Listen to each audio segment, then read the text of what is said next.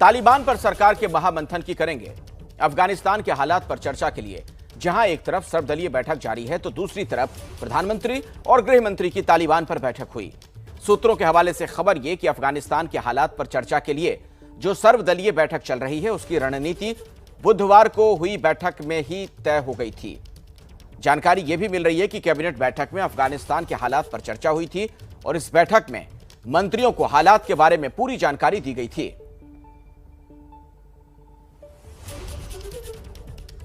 और इस बीच एक बड़ी खबर आपको दे दें, दिल्ली में पीएम आवास पर प्रधानमंत्री मोदी और गृह मंत्री अमित शाह की बैठक खत्म हो गई है। सूत्रों के मुताबिक पीएम मोदी और अमित शाह के बीच अफगानिस्तान में हालात को लेकर मंथन हुआ है। तो प्रधानमंत्री और गृह मंत्री के बीच जो बैठक चल रही थी, बैठक खत्म हो गई है। अफगानिस्तान के मौजूदा हालात को लेकर चर्चा हुई है, इस तरह की जानकारी निकलकर सामने आ रही है। प्रधानमंत्री आवास पर ही यह बैठक बुलाई गई थी। हमारे साथ नीरज पांडे हमारे सहयोगी जुड़े हैं इसी खबर पर अधिक जानकारी के साथ। नीरज, ये जो प्रधानमंत्री और गृह मंत्री की बैठक हुई है, कुछ जानकारी मिल पा रही है आपको? क्या कुछ बातचीत हुई?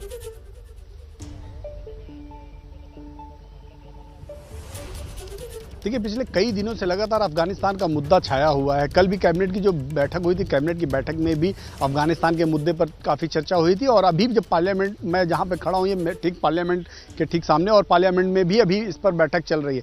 ठीक आधा घंटे पहले गृह मंत्री अमित शाह प्रधानमंत्री आवास पहुंचे थे और उनकी करीब 20 से 25 मिनट तक प्रधानमंत्री के साथ ये बैठक चली। और इस बैठक में माना यह जा रहा है कि अफगानिस्तान का एक बहुत बड़ा इशू है जिस पर गृह मंत्री प्रधानमंत्री के साथ बैठक करके बातचीत हुई है।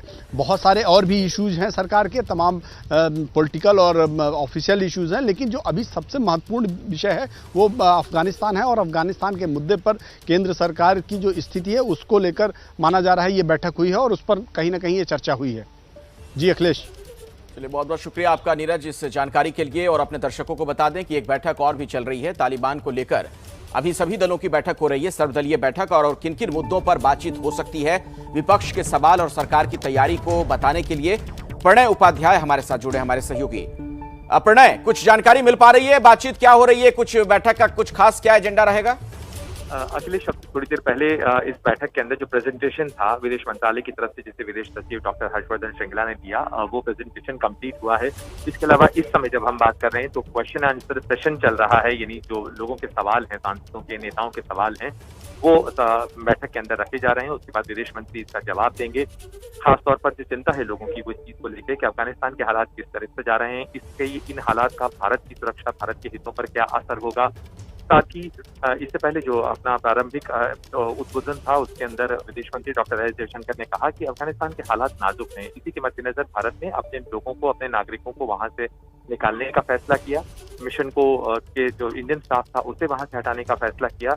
और हालांकि इन तमाम चीजों के बावजूद भारत अफगानिस्तान के लोगों के साथ में, भारत का कमिटमेंट है, भारत अफगानिस्तान के लोगों के साथ खड़ा है।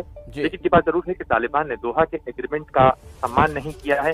ये महत्वपूर्ण बातें जो हैं विदेश मंत्री ने बैठक के अंदर कही हैं और हम इंतजार कर रहे हैं कि इसके बाद जब बैठक खत्म होती है तो जब नेता बाहर निकलेंगे तो ये स्पष्ट करेंगे कि इनकी शंकाएं, विपक्ष के जो सवाल थे उनके कितने जवाब मिल सके। दूसरी बात, सरकार की रणनीति आगे क्या होगी, किस तरीके से एंगेजमेंट होगा अगर वहां पर सरकार तालिबान की आती। तो इन तमाम मुद्दों के ऊपर अभी बैठक क्योंकि चल रही है।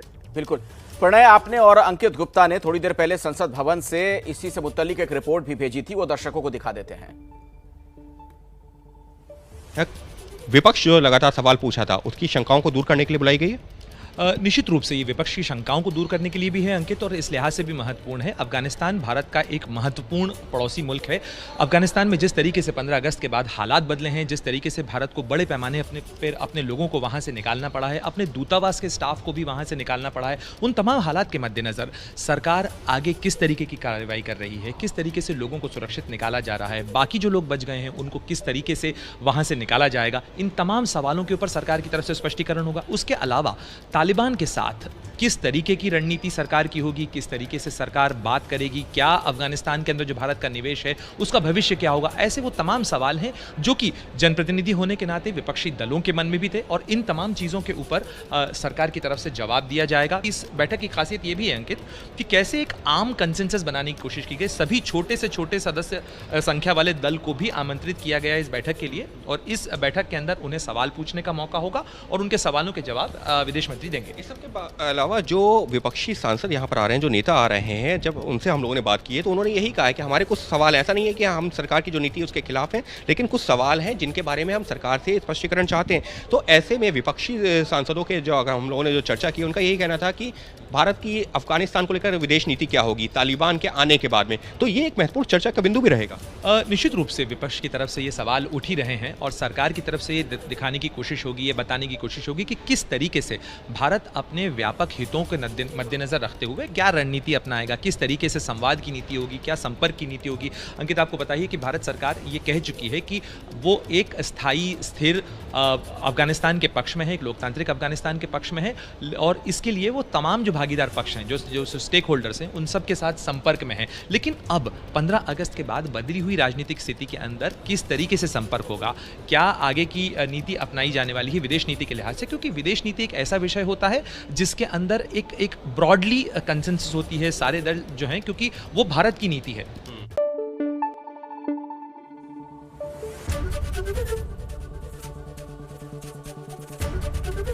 एबीपी न्यूज आपको रखे आगे।